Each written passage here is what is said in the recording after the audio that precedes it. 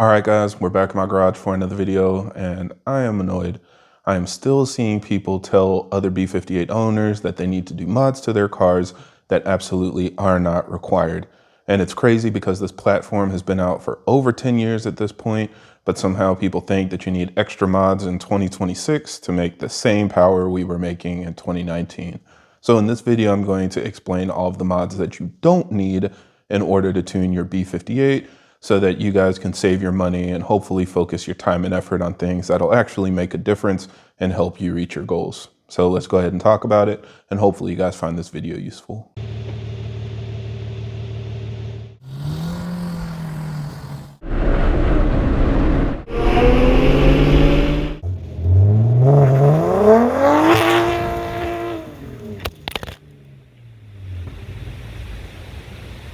Now, I'll preface this by saying the scope of what we're talking about is primarily going to be what we consider quote unquote cookie cutter builds. So stock turbo cars running off the shelf maps, maybe some ethanol, even some upgraded turbo cars on a custom tune making north of 600 horsepower or so. And it's crazy to think that a 600 or 700 horsepower car could be considered cookie cutter, but granted, you can accomplish those horsepower figures with just 3 simple mods, so it is relatively easy to get there on a B58. But that being said, if you're building your engine and your transmission and shooting for 1,000+ horsepower trying to break records, yes, you'll of course need to pay attention to your car, run diagnostics, log it, and modify it appropriately. So just keep in mind, this is for the other 95% of people that are just daily driving their cars for enjoyment. You guys are the ones that this video is really targeting. Now, the other thing is, for all the mods you don't need and the few that you do, I highly recommend shopping at Bimmer Network. They're not sponsoring this video specifically, but as you know from my previous videos, they have sponsored a lot of parts for my builds. And so I highly recommend shopping with them. And if you use my coupon code Current417, it will give you a discount as well. So check out the affiliate link in the video description to tune and modify your B58. So that being said, let's jump into the first one, and that is spark plugs. And I've got to start here because pretty much all of these mods come from some guy that modified his 335 back in 2009, and so he assumes every BMW needs the same things.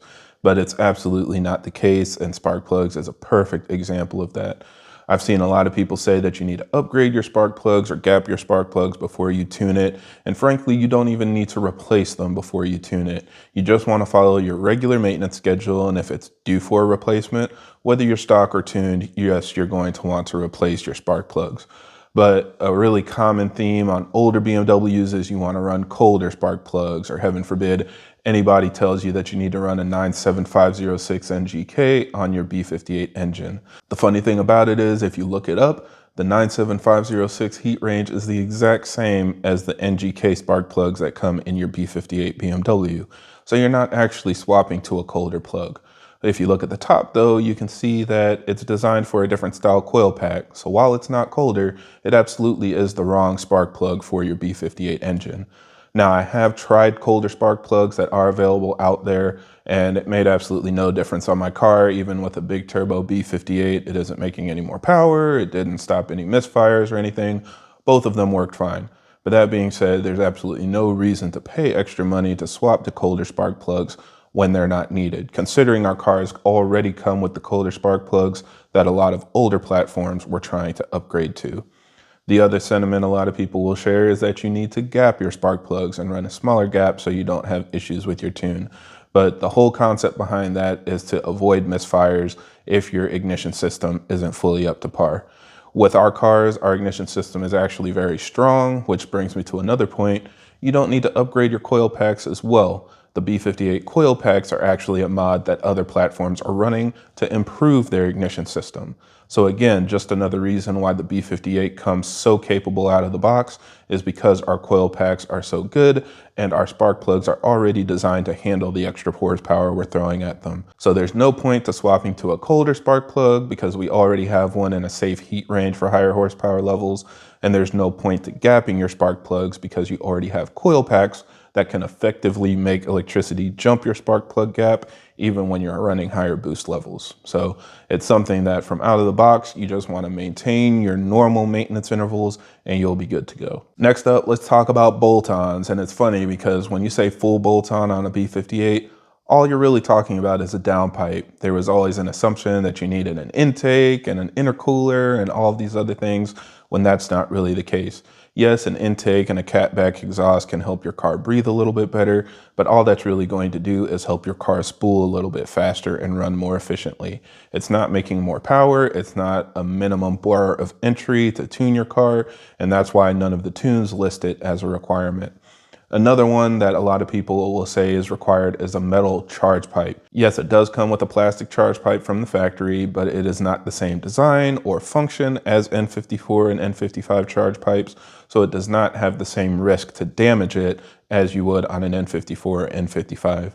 The reason is because if you did have a big front mount intercooler, then your charge pipe would connect a moving engine to a statically mounted metal core in your front bumper. And the twisting of the engine is going to constantly twist the charge pipe back and forth and cause it to potentially fail. Whereas on the B58, everything is in one tight package. The intercooler is built into the intake manifold, so when the engine moves, the turbo moves with it, the charge pipe moves with it, the manifold moves with it. Nothing is actually flexing or bending. Even the rubber section in the middle is really not ever going to flex or cause any issues. The only time you really need to upgrade your charge pipe is when you need a longer one. And some people even just remove that rubber flex section and install a longer silicone hose so that they can make it work with like port injection spacers or upgraded intake manifolds that relocate the position of your throttle body. So yes, with setups like that, you'll want an aftermarket charge pipe with a longer coupler, because otherwise, even though the charge pipe might fit when you install everything in your garage, if you're driving the car and run higher boost levels, it can blow the silicone hose off and of course cause a big boost leak. So that's the only time that you really have to upgrade your charge pipe. Otherwise, the plastic charge pipe is perfectly fine. You're not going to damage it from higher boost levels or anything like that, especially on your stock turbo B58. This one is also especially painful because I see people say they're upgrading their charge pipe for peace of mind, or they don't want to be cheap. If people keep the plastic charge pipe, they're just, penny pinchers. In reality, there's nothing that's telling you have to upgrade it from a design requirement. So you're fine if you keep the plastic charge pipe. If you upgrade it for some bling, cool.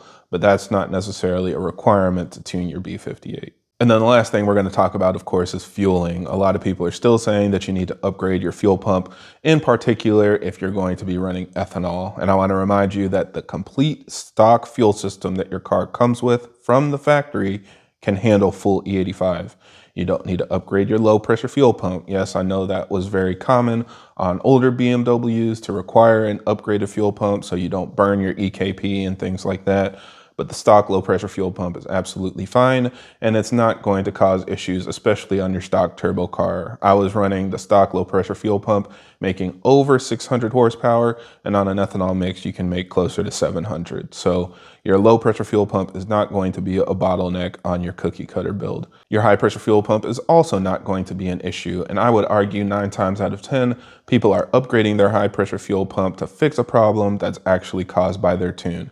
If you have a tune that's designed to safely run any amount of ethanol with the hardware on your car, you will not run into rail pressure dips, you will not run into misfires, and it will run perfectly fine. I illustrated that in a video I made, I think 3 years ago, where I did full E85 on my stock fuel system 340i and demonstrated how capable it was. So yes, you can still make more power than a pump gas tune on a completely stock fuel system running ethanol. Yes, an ethanol mix will make the most power and will allow you to run more boost, but you can still reduce your boost levels to run safely with a stock fuel system.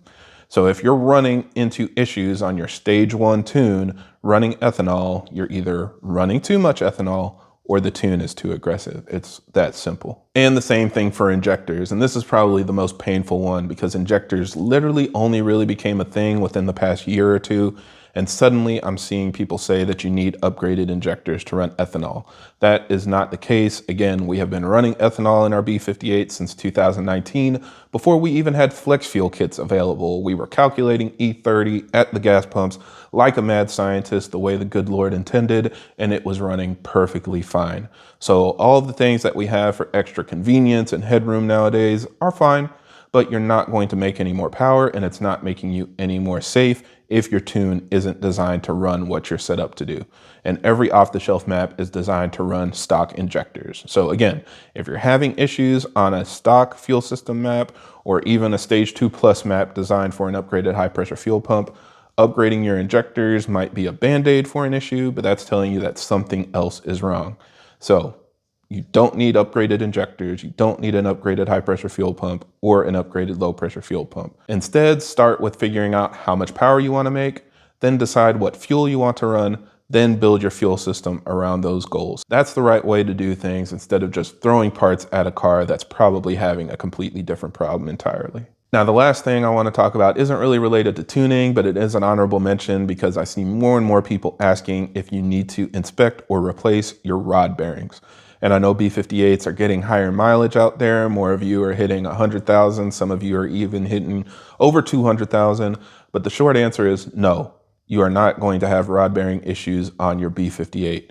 The thing about it is the B58 rod bearings are insanely impressive. People are replacing them on built engines and they literally look brand new with absolutely no wear. And that's due to the coating that BMW put on your cars to make sure that it could handle auto start stop without problems. See, auto start stop isn't always the enemy. It actually motivated BMW to improve something they probably would have ignored otherwise. But yes, the coated rod bearings are very similar to what you would probably get on an aftermarket rod bearing set, or even better, I would say. It's a very thick coating, a very durable coating, and even if you're running 0W20 oil, you're not going to have any issues.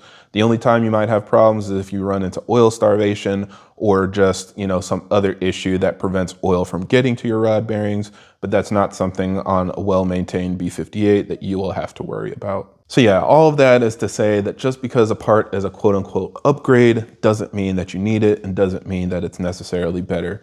Just because a part flows more or is technically stronger doesn't actually mean it's going to give you an advantage. The first step is always to figure out what your goals are and what you want your car to do, and then plan out your build around those goals. That's the only way to do things. And if you do it right, you'll be able to save a lot of money, because at the end of the day, there are guys out there with just a downpipe, a Dodge Stage 2, and an upgraded hybrid turbo, and boom, you can make over 600 horsepower on an ethanol mix. It literally can be that simple. So don't just listen to everything the internet says. Don't assume this is like your old N54. The reason why most of us like these cars is because they're easy to modify and relatively simple to get the gains that you're looking for. So hopefully this video helps you keep a little bit of money in your pocket. But for now, I think that's it for this video. Thank you guys for watching, and I hope this helps. And if you have any other questions or comments, leave them down below.